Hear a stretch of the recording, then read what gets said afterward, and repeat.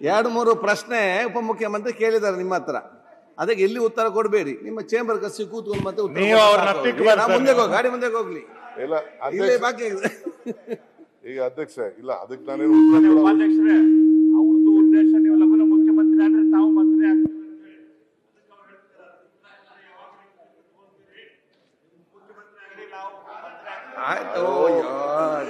ನನಗೆ ಅಷ್ಟಾಲಜರ್ ಹೇಳಿದ್ದು ಅವತ್ತು ನಿಮ್ಮ ನೇತೃತ್ವದೊಳಗಡೆ ನಮಗೆ ಮೀಸಲಾತಿ ಸಿಗಲಿ, ನಿಮ್ಮ ನೇತೃತ್ವದೊಳಗಡೆ ನಮ್ಗೆ ಮೀಸಲಾತಿ ಸಿಗಲಿ, ಅದಕ್ಕೆ ಬೇಗನೆ ಆಚೆ ಕಡೆ ಬನ್ನಿ ಸರ್.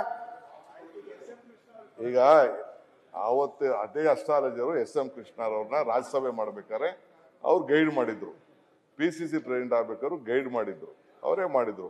ಆವತ್ತಿನ ಕಾಲದಲ್ಲಿ ನಾನು ಏನು ಇಲ್ಲದೆ ಹೋದಾಗೆ ನನಗೆ ಇನ್ನ ಮಂತ್ರಿನೇ ಇರ್ಲಿಲ್ಲ, MLA ಇರ್ಲಿಲ್ಲ. ನೀನ್ ಇಷ್ಟು ವರ್ಷ MLA ಆಯ್ತೀಯಾ, ತಿರ್ಗಾ ಮಂತ್ರಿನೂ ಆಯ್ತೀಯಾ, ನೀನ್ ಟಿಕೆಟ್ ಸಿಗಲ್ಲ ಅಂತಾನೂ ಹೇಳಿದ್ರು. ನಾನು ಮಂತ್ರಿ ಆಗಿದ್ದಾಗೆ ನಿಂಗೆ ಟಿಕೆಟ್ ಸಿಗಲ್ಲ ಅಂತ ಕೂಡ ಹೇಳಿದ್ರು. ಹಾಗೂ ಹೇಳಿದ್ದಾರೆ ಈ ರಾಜ್ಯದಲ್ಲಿ ನನಗೆ ಯಾವ್ದು ಏನೇನು ಸ್ಥಾನ ಸಿಕ್ಕಿದೆ ಅಂತಾನೂ ಹೇಳಿದ್ದಾರೆ. ನಾನು ಈಗ ಅದನ್ನ ಚರ್ಚೆ ಮಾಡೋದು ನಾನು ಹೋಗುದಿಲ್ಲ, ಅವಶ್ಯಕತೆ ಇಲ್ಲ, ಪರ್ಸನಲ್ ಆಗಿ ಮಾತಾಡೋಣ, ಅದನ್ನ ಆಮೇಲೆ ರೂಮಲ್ಲಿ ಮಾತಾಡೋಣ. ನೀವು ದಯವಿಟ್ಟು ಪರ್ಸನಲ್ ಆಗಿ ಒಂದು ಮಾತಾಡಬೇಡಿ ಸರ್ ಅವ್ರ ಜೊತೆಗೆ.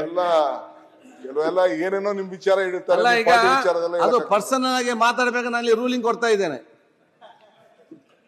ಅಧ್ಯಕ್ಷೆ.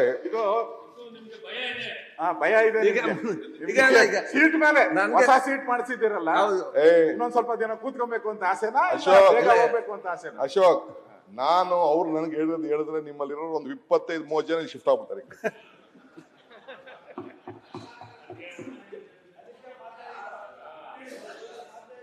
ಅಸ್ಟ್ರಾಲಜರ್ ನನಗೇನು ಹೇಳಿದ್ದಾರೆ ನನ್ನ ಭವಿಷ್ಯ ಅಂತ ನಾನು ಹೇಳಿದ್ರೆ ಅಲ್ಲಿರೋರು ಒಂದು 25-30 ಜನ ಮತ್ತು ಕೆಲವು ದಳದವರೆಲ್ಲ ಈ ಕಡೆ ಶಿಫ್ಟ್ ಆಗಬೇಕು.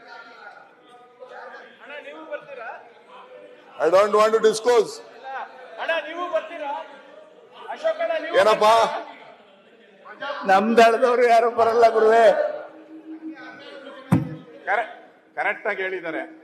ನಾನು ಅವ್ರು ಕರೆಕ್ಟ್ ಆಗಿ ಹೇಳಿದ್ದಾರೆ, ನನ್ನ ಸಹಮತಿ ಇದೆ. ಅವ್ರು ಯಾವ ಮಾಟ ಅವಾಗ ಹೇಳಿದ್ರು, ನೀವು BJP ಅವ್ರು ನಾನು ಕರೆದ್ರ ಅಂತ. ಜ್ಞಾನೇಂದ್ರ ಹೇಳಿಲ್ವಾ ನಿಮ್ಗೆ?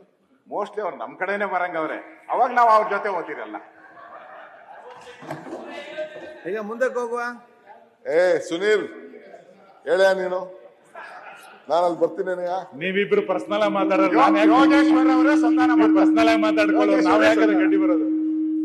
ಯೋಗೇಶ್ ನಮ್ ಸಿದ್ದರಾಮಯ್ಯನ ಕರೆಕ್ ಹೋಗಿದ್ದಂತೆ, ನಮ್ಮ ಇನ್ನೊಬ್ಬನ ಯಾರು ಕರೆಕ್ ಹೋಗಿದ್ದ, ಬಂದ್ಬಿಡಿ ಅಂತ ಯಾರು ನೆನ್ನೆ ಹೇಳ್ತೀವಿ. ನ್ಯೂಸ್ ಫಸ್ಟ್, ನಿರ್ಭೀತಿಯಿಂದ ನಿಮ್ಮ ಪರವಾಗಿ.